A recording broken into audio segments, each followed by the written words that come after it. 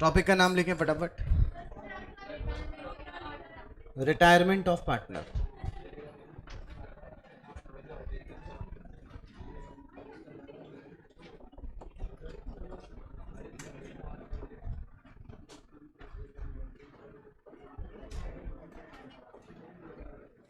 लिखो बेटा, इसकी थ्योरी थ्योरी लिखवाता हूँ आपको मैं। और ये चैप्टर ना बेटे, ठीक एडमिशन का रिवर्सल मान लो। जो एंट्री गुडविल की आप लोगों ने पैसे लेकर पुराने पार्टनर को देने की, उसमें अपन लोग जाने वाले पार्टनर को बचे हुए पार्टनर से पैसा लेकर देने की करते हैं। रिवैल्यूएशन सेम है। सेक्रीफाइस की बजाय क्या निकालते हैं, गेन नहीं। बस दो तीन बातें नहीं पढ़ेंगे आप लोग, फिर चैप्टर बहुत इजी हो जाएगा आपके लिए। लिखिए, whenever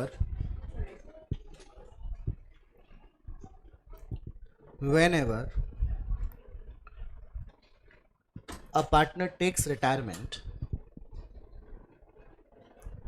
whenever a partner takes retirement, the old agreement,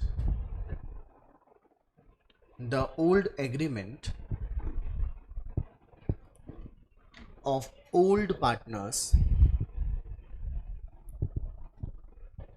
of old partners come to an end, comes to an end, end, comma, and and new agreement, new agreement comes into existence. New agreement comes into existence. Full stop.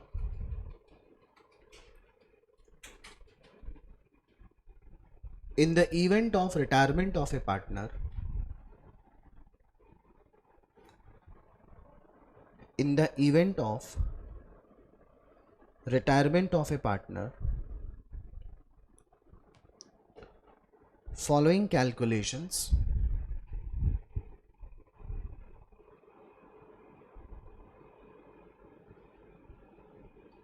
and their accounting adjustments, following calculations and accounting adjustments are made.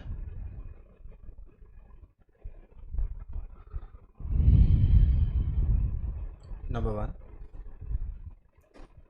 calculation of gaining ratio and new ratio of partners, calculation of gaining ratio and new ratio of partners. Number two, revaluation of assets, revaluation of assets and liabilities.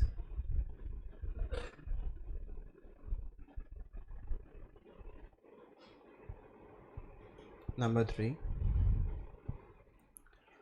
accounting treatment of reserves,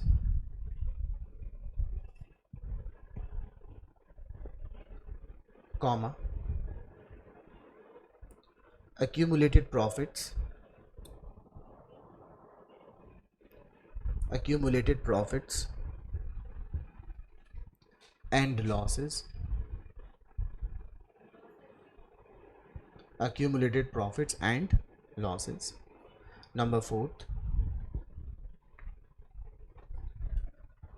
valuation and adjustment of goodwill, valuation and adjustment of goodwill. बेटा यहाँ तक चार बातें जो आपने थी वो सब एडमिशन में पड़ी हुई है ना।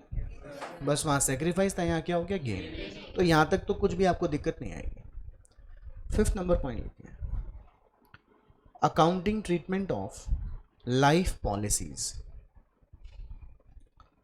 Accounting treatment of life policies. Bracket में लिख लें joint life policies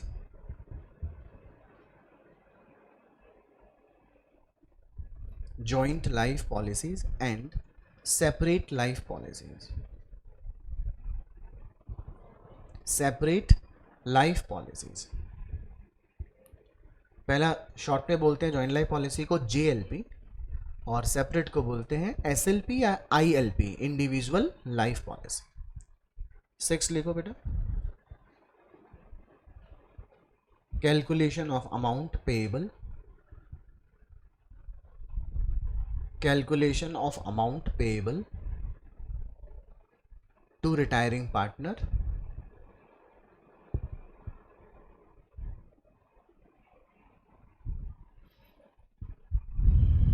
calculation of amount payable to retiring partner and its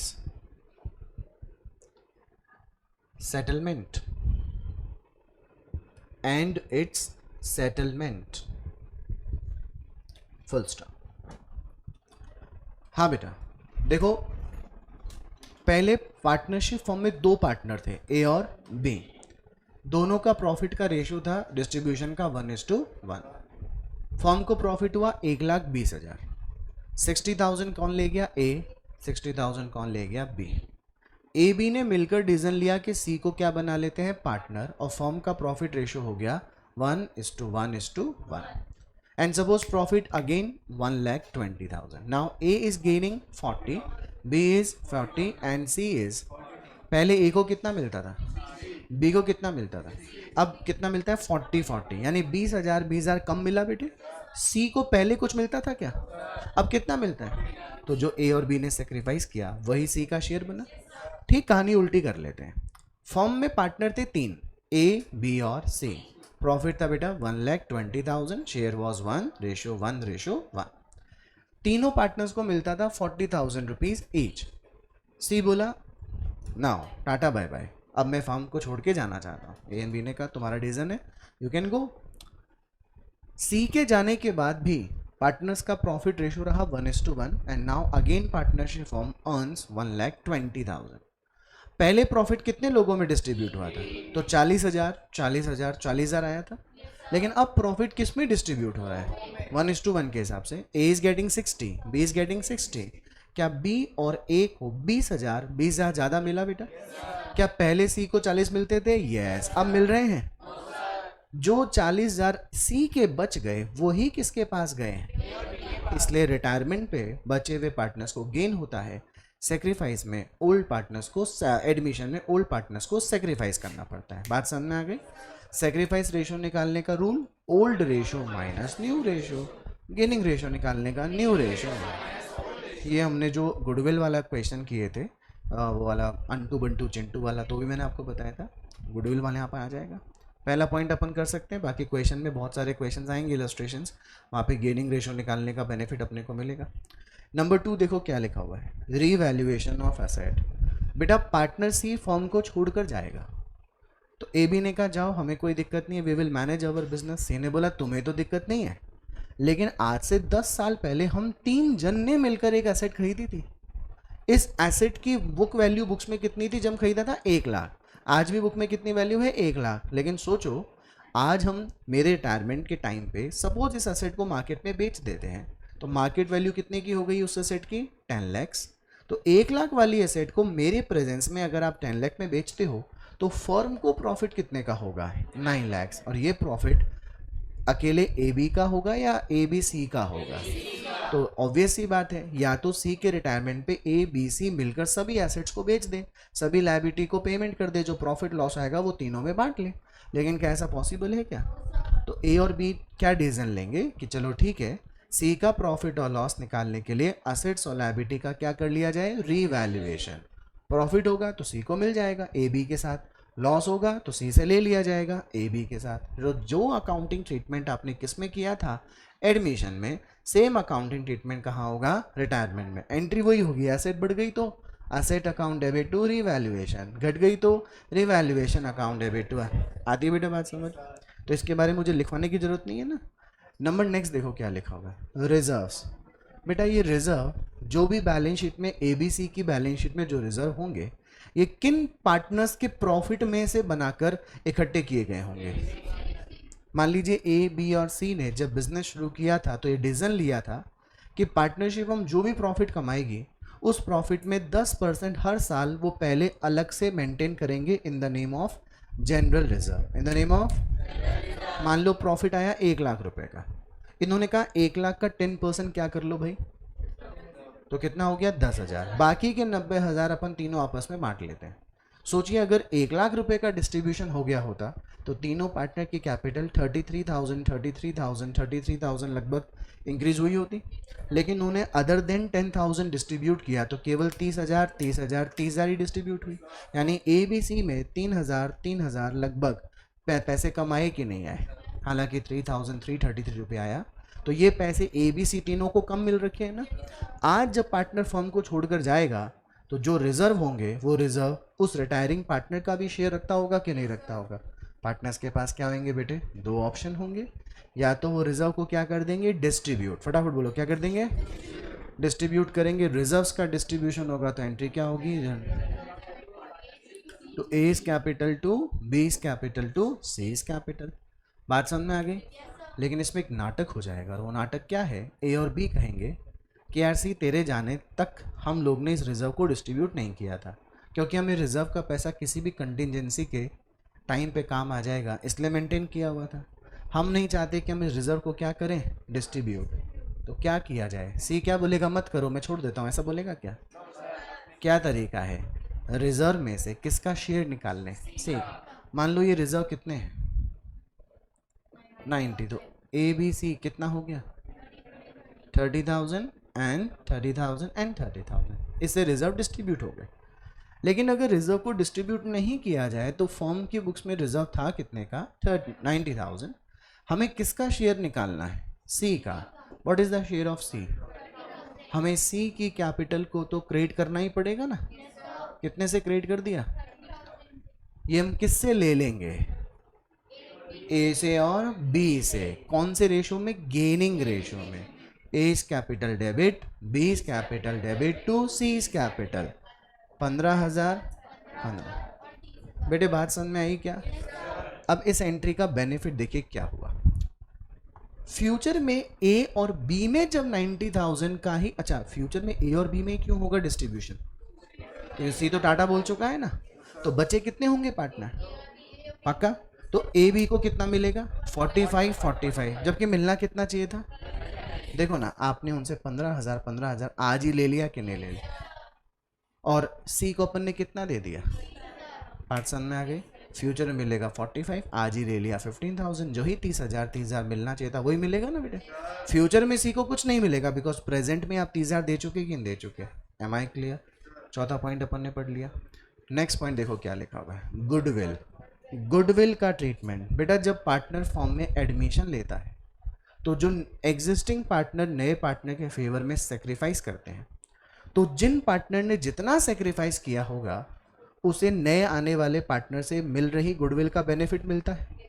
अब जब कोई पार्टनर फर्म को छोड़कर जाएगा, ए बी सी ने 2010 में बहुत सारे रिस्क उठाए होंगे, बहुत सारी मेहनत की होंगी, तब उनका बिजनेस आज 2022 तक प्रॉफिट अर्निंग कैपेसिटी को में स्टैंड कर रहा है कि नहीं कर रहा है। अब सी की कोई पर्सनल प्रॉब्लम है, वो इतना कैपेबल नहीं है कि ऑफिस आ सके, काम धंधा कर सके, एज हो गई होगी, तो वो ए और बी को क्या बोलता है कि भैया मैं फर्म को क्या करना चाहता हूँ, छोड़ना चाहता हूँ, मेरे को फ्री करो। ए बी ने कहा नो प्रॉब्लम, कर देंगे।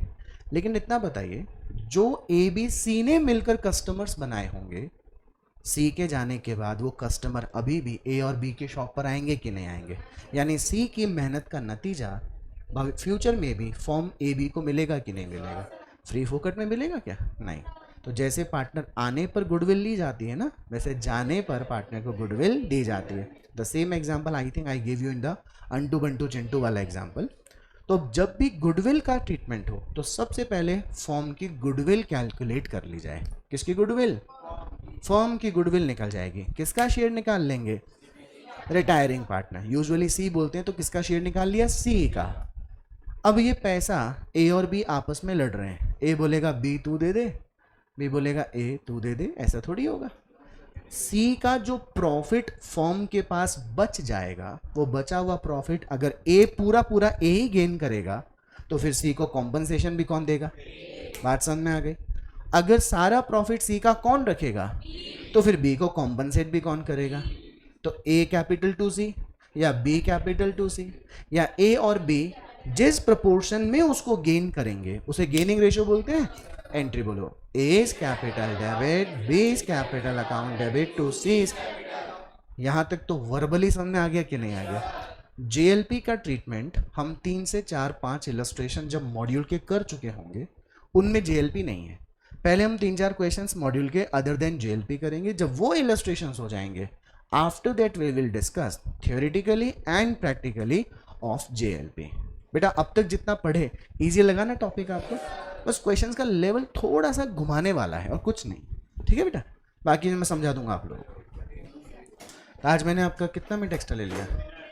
अबे 1 मिनट, 131 हो रहा है वहाँ। अच्छा, पहले क्रेडिट किया हुआ है?